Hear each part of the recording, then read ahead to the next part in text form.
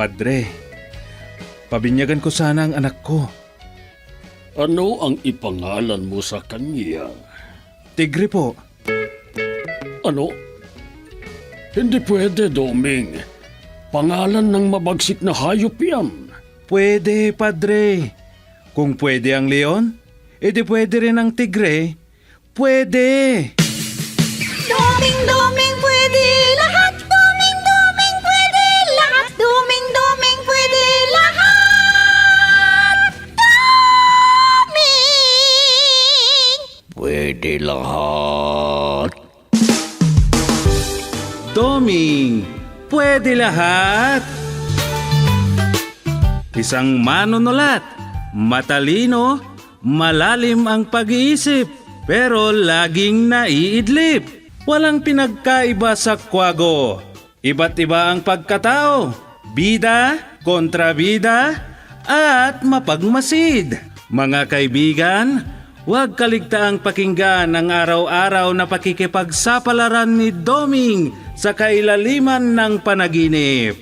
Doming, pwede lahat! Isinulat at sa direksyon ni Letty Astudillo Aquino mula sa Lovelet Artists and Talent Center Drama Productions, handog sa inyo ng #1 and most trusted radio network in the country, Bombo Radio Philippines. Basta Radio, Bombo!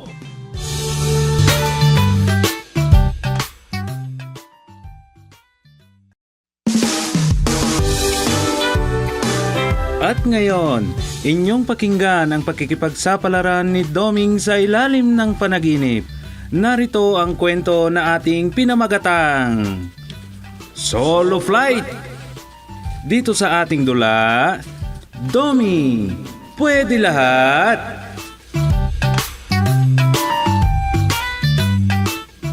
Itay, may namatay na naman na senyor. Ano? May namatay na naman? Oo, sunod-sunod nang namamatay na senyor dito sa Barangay Hingalo. Unti-unti na silang nauubos. Naku, sino naman ang namatay? Si Mang Asyong. Siguro hanggang dyan na lang ang kanyang buhay. Naku, bakit anong ikinamatay niya? Sakitin na daw siya. At matanda na rin siya. Oo, sa bagay nga. Mahigit 80 taon na yata siya. Medyo matanda na rin pala. Pero may mas matanda pa sa kanya. Marami naman talaga ang mahaba ang buhay. Gaya ni ex-Senator Enrile. Mahigit 100 na yun. Oo nga. Mas matagal ang buhay ng mga matatanda noon. Dahil daw sa kinakain. Halos lahat ay gulay ang kinakain niya. Oo nga eh. Di gaya ngayon. Halos lahat ang kinakain ng tao ay mga may halong nakakasira sa katawan. Kaya, walang mas masustansya kung di gulay. Pampahaba ng buhay. Ang hikab kaya, nakakahaba ba ng buhay? Ay, di ko alam, Itay.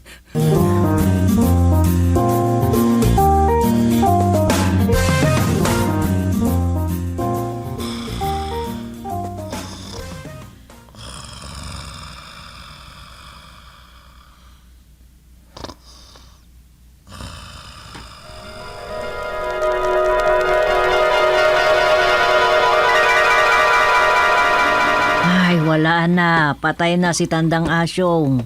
Balo na si Matandang Ipay. Ay, oo nga. Sa wakas, patay na yung alaga niyang matanda. Ikaw naman, bakit ganyan ang sabihin mo? Paano kasi? Kapag may namamatay, naiinggit.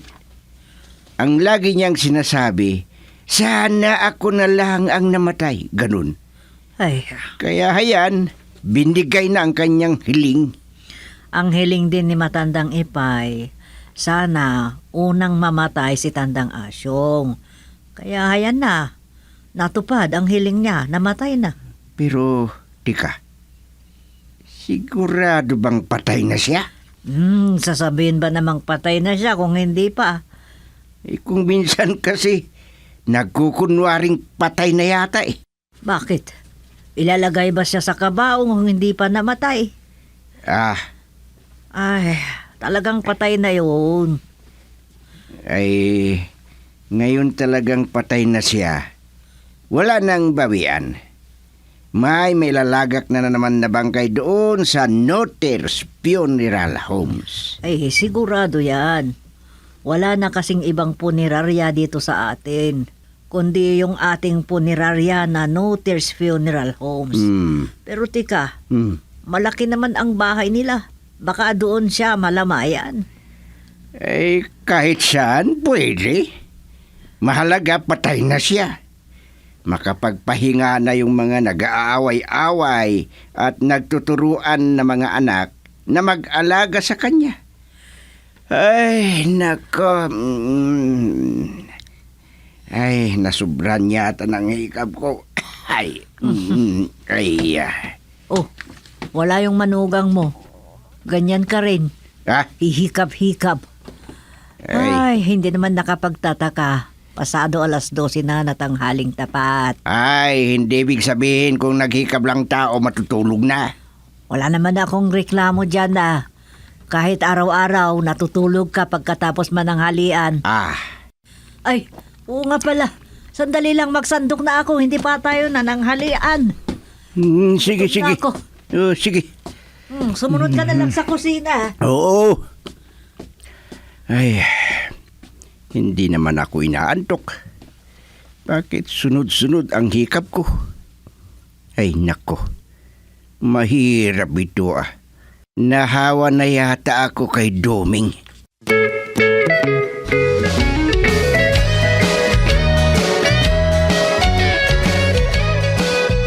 Ay, condolence, kakaipay. Condolence, nakikiramay kami. Salamat at pumunta kayo. Ay, Chairman Gusteng at Sufeng na nakiramay sa aking pagdadalamhati. Oo, Kakang Ipay. Nakakalungkot talaga ang pagpanaw ng aking asawa, Chairman. Hindi ako nahihiya na kahit sabihin pa nilang kamukha ko yung unggoy na bagong panganak. Kung iiyak ako ng malakas, wala akong pakialam.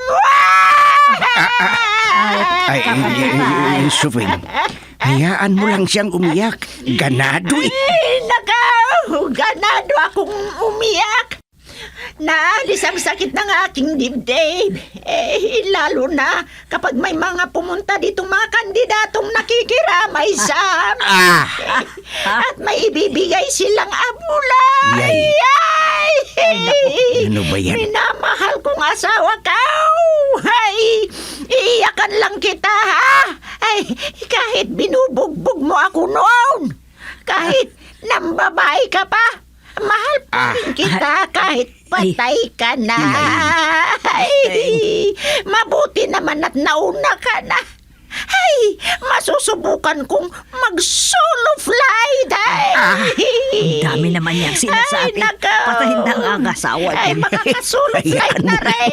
Huwag mong pansinin. Titigil din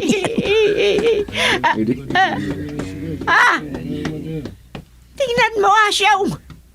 Nandito na yung mga asosasyon ng mga balaw. Hihikayatin na nila akong makimimbro sa kanila. Asawa ka! Kakang. Teka. Bakit hindi nyo ako sinasabayan na umiyak, ha? Umiyak din kayo. Sabayan nyo ako. Ano?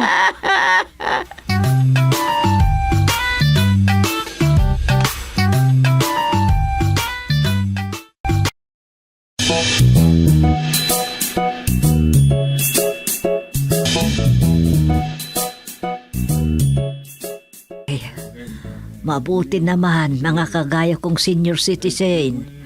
Nandito na kayong lahat. Makidalamhati tayo sa pagpanaw ng ating kapatid na si Akka Asyong. Kailan lang namatay si Tuneng ngayon. Sumunod si Tinang na asawa niya at ngayon ang kapatid nating si Asyong. Ay, oo nga eh. Kawawa naman si matandang ipay kung wala siyang kasamang iiyak at magbantay sa kanyang asawa. Ay, Walang ibang nakikiramay. ay, totoo yung sinabi mo, kapatid. Kawawa naman talaga. Kailangan na makiramay tayo sa kanila. At yan ang dapat. Ipakita din natin sa kanya na nalulungkot din tayo sa pagpanaw ng kanyang asawa. Papaano yan? Tayo lang na mga seniors ang nandito. Wala pa yung iba. Ay, hindi bali na. Wala naman tayong ibang maaasahan na pupunta pa dito kundi tayo lang mga seniors. Magtutulungan tayo. Sabi nga nila, give and take, di ba? Ganyan talaga ang buhay. Nag-uunahan lang tayo. Wala na tayong magagawa. Nauna na si Kaasyong. Kasandali. Paano pala tayo makiramay dito? Matanda na tayong pare-pareho. Mga bawal magpuyat. Paano kung may susunod na naman sa atin na mamamatay? Ay, huwag kang magsalita ng ganyan, Kapuldo. May mga darating sigurong kamag-anak nila. Sila ang magpupuyat dito. Uuwi din tayo mamaya. Sige. Inaantok na rin ako. Mamaya-maya alis na ako. Giniginaw na ako eh.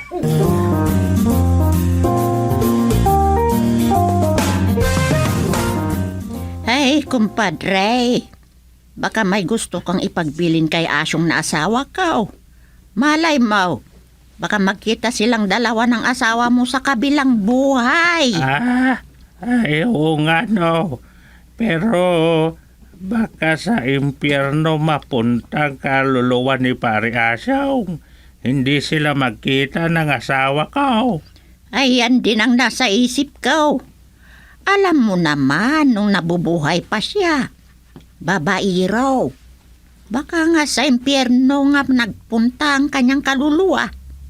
Kung hindi ako nagkamali, magkasama pa yata kayong nambabae noon. Ay, ikaw naman. Huwag kang maingay. Baka may makarinig sa'yo at marinig ka nila. Ay, hindi ka na niya maririnig kasi bukod na siya ay bingi. Wala na siyang buhay. Ay, oo nga pala, no. Kahit ano pang sabihin mong pangalipusta sa kanya, hindi na niya maririnig.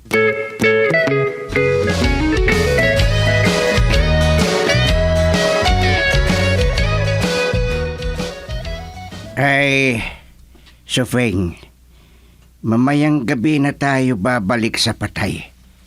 Kahit makipagpuyat tayo doon. Huling gabi na yata ngayon. Sige, naalala ko tuloy si Barton nung namatay. Anong maalala mo sa kanya? Ang tagal nakaburol sa kanila. Alam mo ang dahilan? Para lang dumami ang kanilang makuhang abuloy. Ay, ako rin. May naalala ako sa kanya. Habang nakaburol sa kanila, maraming inilagay doon sa kanyang kabaong. Ibibigay daw niya sa mga nauna ng pumanaw. Kung ano-ano ang pinadala, may martilyo pa yata. Ay, oo. Marami akong nakita doon na padala, linagay sa kabaong niya. Ay, naku. Ay, may mga gloves pa nga boniti at kung ano-ano pa doon. Oo nga, may beef pa yata. Beef ni Matandang Panyong yun, na asawa ni Matandang Saring. Grabe talaga kung magmahal ang mga senior, May kanya-kanya silang padala sa mga yumao. Mga yumao nilang mahal sa buhay. Oo nga eh. Ikaw, baka may gusto kang ipadala sa kanya. Sa mga lula't lulo mo. Ako? Ay, kalukuhan lang yan. Pero anong magagawa ko kung yan nga ang kaugalian ng mga sinaunang tao? Siya nga naman. Pero alam mo, may nakita akong 1,000 doon sa kabaong ni Matandang Asyong. Hindi mo ba nakita? Ha? Oh. Ang ibig mong sabihin, pira yung nakalagay sa silupin. Nakita ko yun. Sinilip ko nga ang kabaong niya eh. Oo, pinadala daw ni Matandang Esperanza sa pensyonado na asawa niya na si Manuling. Ang usap-usapan naman ng mga nandoon, baka mawala lang yun. At totoo nga, nawawala yata. Ano kayang nangyari sa pera na yun? Bakit biglang nawala? Hindi kaya kinuha rin ng mga anak? Malay ko. Alam naman ng lahat, oras na mailibing na ang bangkay. Siyempre, kasama ang mga pinadala ng mga naulilang kamag-anak, mabubulok na lang ang mga nandoon. Bakit pa kasi sila naglagay-lagay ng pera? Oo nga eh. Alangan naman na bitbitin ng kaluluwa niya ang mga iyon. Ay naku, bahala nga sila. Pamahiin kaya nila yon? Ay, makadala kaya yung kaluluwa, yun ang sabihin mo. Yun nga. Mo. Magamit ba kaya ng pinadalhan ang mga iyon? Ay naku, ang sabi nila, kahit hindi na magamit, kahit papano, makikita ng mga pinadalhan na ari nila yun. Kasi nakapangalan sa kanila. Ang dami nilang nalalaaman. Ulyanin na talaga ang mga senyor. Senyor na nga eh. At tayo pala senyor na rin. Siyempre marami tayong gustong gawin habang nabubuhay pa tayo. Pero, Sopeng, maaring katuwaan lang nila yun. Siguro nga. Siya nga pala. Kailan ang libing ni Tandang Asyong? Sabi naman, hihintayin pa daw nilang darating yung nag-iisang anak niya. Siya daw ang magsabi kung kailan ang libing.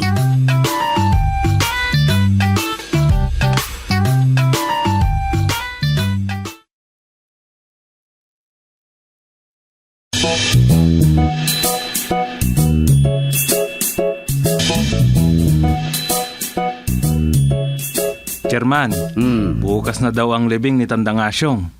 Ganun ba? Dumating na ba yung nag-iisang anak? Opo, Chairman. Medyo matagal ding nilamayan. At alam nyo, Itay, natatawa ako sa nakita ko. Anong nakita mo? Si Tandang Ipay, may nakita akong inilagay doon sa kabaong ng kanyang asawa habang kinausap niya. Ano? May pinabaon sa kanya? Oo, hindi ako pwedeng magkamali. Talagang nakita ng dalawang mata ko. May ibinulong. Ano yun? Ang sabi, asawa ko, para may pambili ka ng pagkain mo habang naglalakbay ka. Ito. Yun ang sabi. Ganon. Huwag mong masyadong lakasan. Natawa lang ako. Baka kung anong isipin ng mga tao dito at isusumbong ka. Baka sasabihin nila na pinagtatawanan natin ang kanyang ginawa. Nalulungkot na nga yung tao Pagtatawanan pa natin. Hindi ko talaga mapigilan ang napangiti nung may nakita na naman akong inilagay doon sa bangkay. Ano? Meron na naman? Ano? May nilagay doon na nakaplastik. Kaya naalala ko din ang aking lolo nung namatay. Kasi may inilagay din ang lola ko sa kanyang nicho. Ganun? Hindi dapat pagtawanan o kaya pansinin mga yan. Sa bagay. Hindi kasi maiwasan kung minsan napansinin ang mga pinadala ng mga namatayan na nauna na sa kabilang buhay.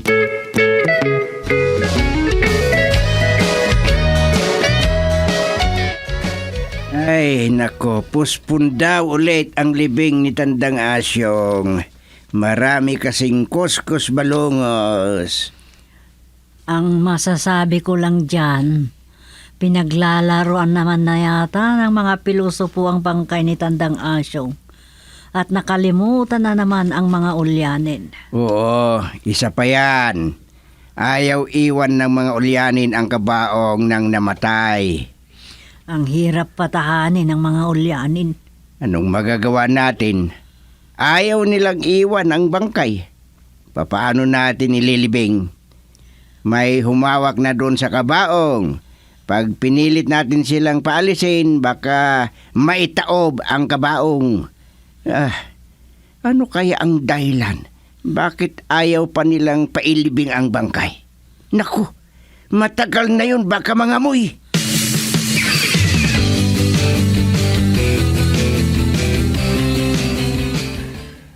Kahit dito na lang tayo sa tabi ng pintuan, makikita din natin kung sino ang lalapit sa bangkay, Itay. Tignan mo, Doming. Parang may nakaplastik na pira sa loob ng kabaong. Yan yung sinabi ko sa inyo. Tignan nyo, Itay. Yung lumapit na babae. Yan yata yung anak ni Matandang Asyong. Yan yata yung anak niya sa labas. Palingon-lingon siya. Oo nga. Kararating lang daw kahapon. At sinabi ni Tandang Ipay na manmanan siya. Oo. Tignan nyo, Itay. Binuksan niya ang kabaong. Parang may kukunin. Lika, lapitan natin. Si Tandang Ipay. Siya yung lumapit sa kanya. Doon ako sa likod dadaan. Asusuklam din si Tandang Ipay sa stepdaughter niyang yan eh. Ay, ganun ba? Alam ko ang sadya ng babaeng yan, Itay. Yung nakalagay na nakaplastik sa bangkay. Ay, huwag kang makialam dito ha siya. Alis ka. Sige, alis!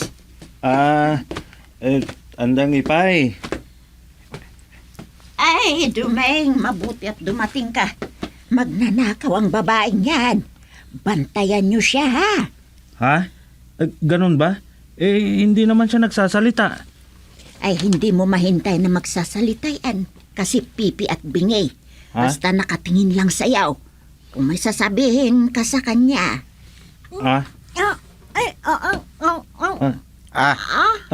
May tinuturo siya sa kabaong. Ay, oo, kasi may nakalagay na pera sa sobre. Kunin mo, ibigay mo sa akin. Ha? Pera ang nakalagay sa plastik na yan? Oo, tamang-tama. Solo flight na ako.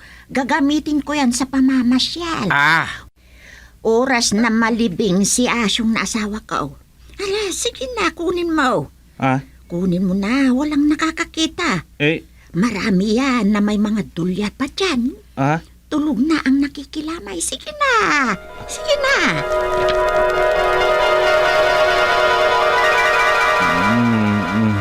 Solo flight na daw. Kaya yung binadalang pera, siya ang kukuha.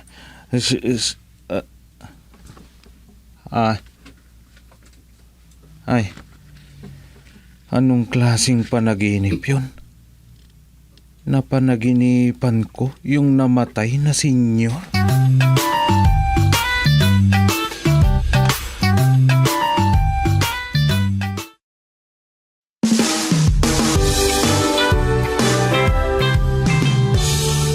Diyan nagtatapos ang isa pang kwento dito sa ating dula. Doming, pwede lahat.